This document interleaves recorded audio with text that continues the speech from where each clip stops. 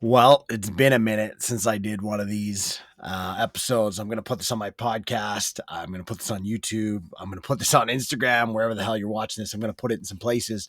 But I wanted to talk about Amendment G4 to Bill C-21 in Canada. Should be making all the news in Canada. People should really know what's going on. I watched 5 hours of episode 49. I don't know if they call it episode, but meeting number 49 and 50 of SECU in the House of Commons, where they were discussing it and going through it.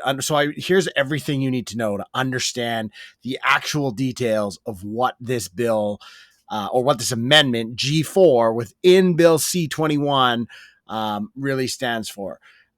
Essentially what it's doing is it's modifying the criminal code.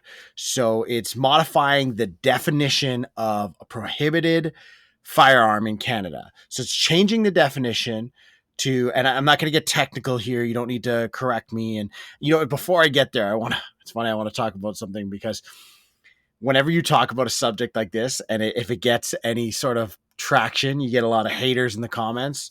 And so if any of you haters are watching this right now, if this got any sort of traction, you're like, you look like a hillbilly and this other shit that you're going to say.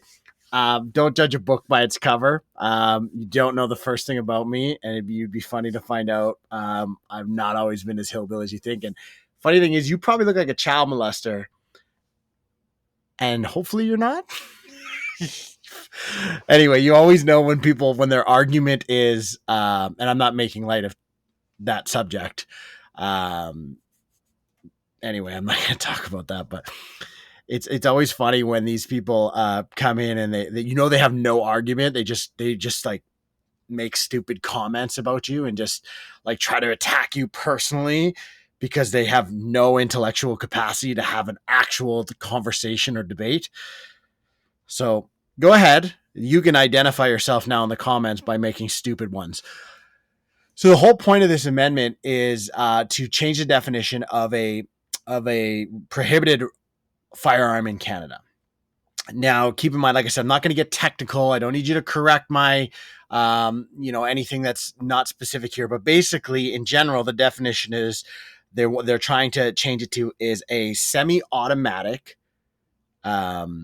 rifle or shotgun, which by definition of a semi-automatic is basically something that ejects the cartridge immediately and making it refirable almost instantaneously, right? No lever action or bolt action application needs to take place. That's essentially a semi-automatic, a center fire semi-automatic rifle or shotgun with a detachable magazine that the rifle itself is designed to receive a detachable magazine that can hold more than 5 cartridges at a time.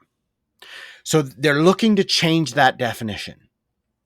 And the reason they're looking to change, because right now, just so you guys know, as Canadians, and if any Americans are watching this, man, we do not have a Second Amendment here. We do not have the right to bear arms. It's a privilege. And in like 1991, the Supreme Court of Canada ruled that we don't have a right, just to clarify things, just to remind us. So just so you understand, Canadians, right now they could have an order in council, and they could ban all these guns, all these firearms, all these rifles. They could just do it automatically. They can happen, just like it happened in May of 2020 when they banned 1,500, give or take, firearms through an order in council, just like that, gone.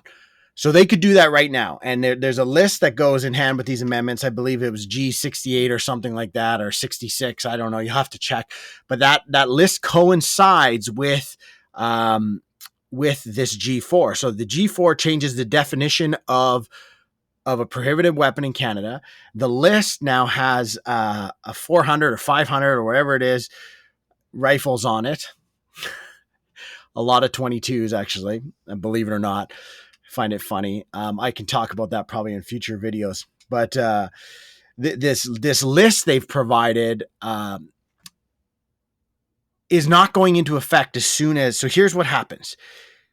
Not if, but when these amendments pass and everything goes through, because they will, and it receives royal assent. The one big thing that's going to apply within 30 days is the 3D printer stuff, which they haven't fully got to right now. So people are using 3D printers to print ghost guns, as they call it, because you can get a slide and a barrel and the parts, and you can print the lower receiver of a handgun essentially, and you could actually make a gun that is a ghost gun. It has no serial numbers. It has nothing. You can do all those things.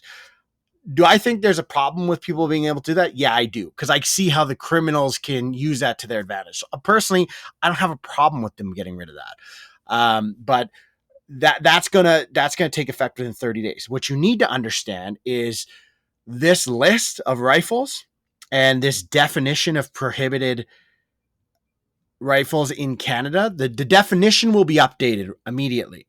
The list will be there, but there is no plan to execute this list in any time frame. They haven't given one. So basically, this list of firearms is going to linger over everybody's head. And honestly, this list is a joke. It's going to linger over everybody's head, and they can pass it through with an order of council at any given point. And you might ask yourself, okay, well, why wouldn't they just, if they could just pass these through an order in council, why wouldn't they just do this right now, like anytime? Okay, sure. And they could. But what they're doing is, by changing the definition of prohibited firearm in Canada now, so if a conservative government ever gets in power again, if they try to I'm drawing a blank on the word, to basically back this out. I know the word. I can't believe I'm drawing a blank, but to back all this out and reinstate these firearms, they now have to go through the whole process again of changing the definition of a prohibited firearm in Canada. They have to go through, it has to go through the same arguments in the House of Commons. They have to undo this all. Whereas if they only pass an order of council and ban these guns, well, when a different government got in power, if a majority conservative government got in power in the future, they could just simply undo all that. They could just repeal it. That was the word I was looking for. They can repeal everything and go back to normal. But now they won't be able to repeal.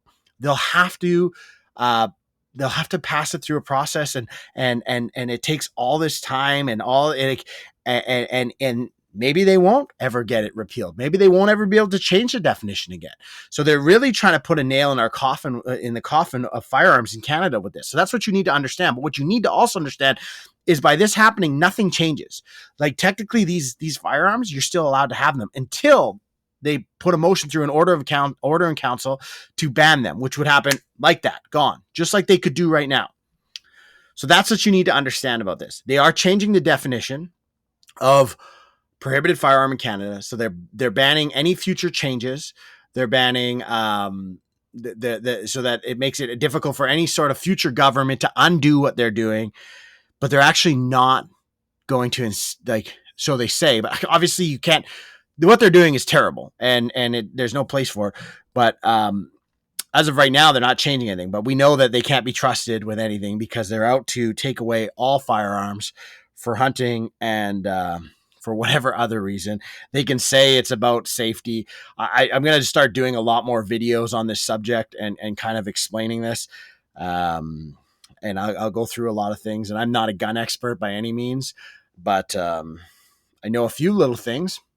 So this is a quick little episode. I just wanted to break this down for people so they could understand what this amendment means. Like I said, I watched 5 hours of this. This is it in a nutshell. This is what you need to understand. They're changing the definition of prohibited firearm in Canada so that they can't just repeal these in the future, but they're not actually at this moment, even when this passes, even when it receives royal assent. The only thing changing 30 days after royal assent, they are going to prevent people from creating ghost guns with 3D printers, which I'm fine with. And then that's about it. And then these firearms, this list and everything else, are just going to be in limbo until they have an order in council, and boom. Then they just say, now these guns are now illegal.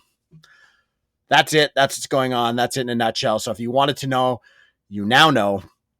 And you should be aware of this. And you guys should just realize that even if you're not a firearms person, even if you don't care, understand that this is not good for our society. The fact that they're able to do this, you may say firearms are bad. Okay, stick around.